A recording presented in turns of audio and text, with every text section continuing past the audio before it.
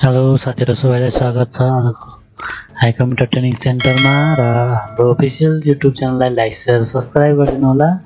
र एउटा फोटो छ हामीसँग, यो फोटोलाई चाहिँ हामीले ब्याकग्राउन्ड चेन्ज कसरी गर्ने यसको बारेमा चाहिँ हामी मेरो फोटो छ। यो फोटोको चाहिँ हामीले ब्याकग्राउन्ड चेन्ज गर्नु पर्यो, पछाडीको कलर चाहिँ हामीले चेन्ज गर्नु पर्यो भने चाहिँ कसरी गर्न सकिन्छ यसलाई चाहिँ हामीले आज सिक्नेछौँ यो भिडियोमा। र हाम्रो च्यानललाई लाइक शेयर सब्स्क्राइब गर्नु भएको छैन भने प्लिज लाइक शेयर सब्स्क्राइब गरिदिनु होला। र ढिला नगरिकन हामी जान्छौँ गुगलमा गएर रिमुभ ब्याकग्राउन्ड भनेर सर्च गर्नु होला, रिमुभ पिजी भनेर सर्च गर्नु होला।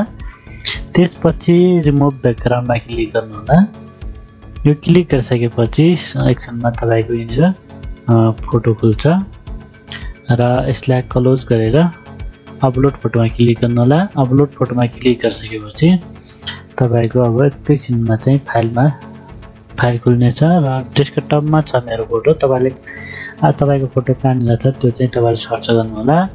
र यो फोटो चाहिँ मैले ब्याकग्राउन्ड चेन्ज गर्न खोजेको छु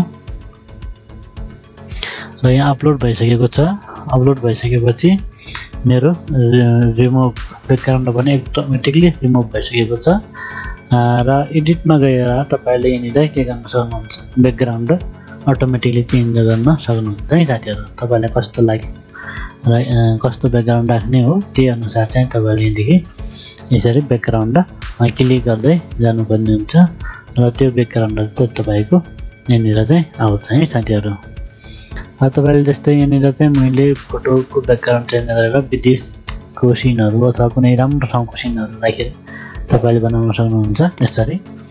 अब यस्तो फोटोहरु चाहिँ तपाईले यसरी तपाईले जुनसुकै पनि फोटोहरु फटाफट राख्न सक्नुहुन्छ। र हाम्रो भिडियो लाइक शेयर सब्स्क्राइब पनि गरिदिनु होला साथीहरु। अब यसरी तपाईले फटाफट बनाउन सक्नुहुन्छ।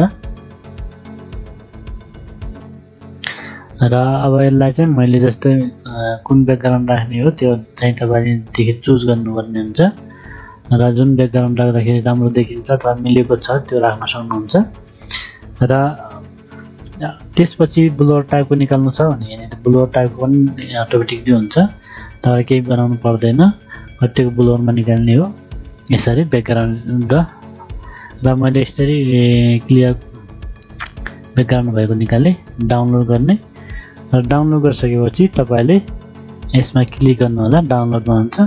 र यो चाहिँ हाम्रो कम्प्युटरमा यसरी डाउनलोड गरेर फोटोहरु चाहिँ ब्याकग्राउन्ड बनाउन सकिन्छ भने मोबाइलमा कसरी गर्ने मोबाइलमा पनि हामी सिक्नेछौँ साथीहरु। मोबाइलमा गर्नको लागि चाहिँ तपाईले डाउनलोड भएको फोटो हेर्नको लागि यहाँनिर क्लिक गर्नु होला अनि अप्सनमा जानु होला। नभए तपाईको कम्प्युटरमा गएर डाउनलोड भन्ने फाइलमा गएर पनि हामी हेर्न सक्छौँ। यो डाउनलोडमा डाउनलोड फाइल छ र यसलाई चाहिँ हामी डबल क्लिक गरे अगाडि फोटो यो थियो। अब फोटो हेरौँ साथी कस्तो हुन्छ है त। बस यो ब्याकग्राउन्ड र मेटेरियल कति पनि थाहा हुँदैन साथीहरु, हेर्नुस् त जस्ताको त्यस्तै छ कि छैन। अगाडि फोटो पनि हेरौँ। अगाडि फोटो यो थियो र अहिलेको फोटो कस्तो हो। अब साइड बाइ साइड गरेर पनि हेर्न सकिन्छ। ल हेर्नु साथीहरु, अब यसरी हामीले ब्याकग्राउन्ड फोटो चेन्ज गरेर पनि हामीले यसरी ब्याकग्राउन्ड मेट्न सक्छौँ है त साथीहरु। ब्याकग्राउन्ड कलर चेन्ज कसरी गर्ने यसको बारेमा चाहिँ हामीले यो भिडियोमा बनाएका छौँ। र लाइक शेयर सब्स्क्राइब गर्नु होला। र मोबाइलमा पनि सेम त्यही तरिकाले गर्न सक्नुहुन्छ। मोबाइलको लागि चाहिँ म फेरि अर्को भिडियो बनाइदिनेछु। Thank you.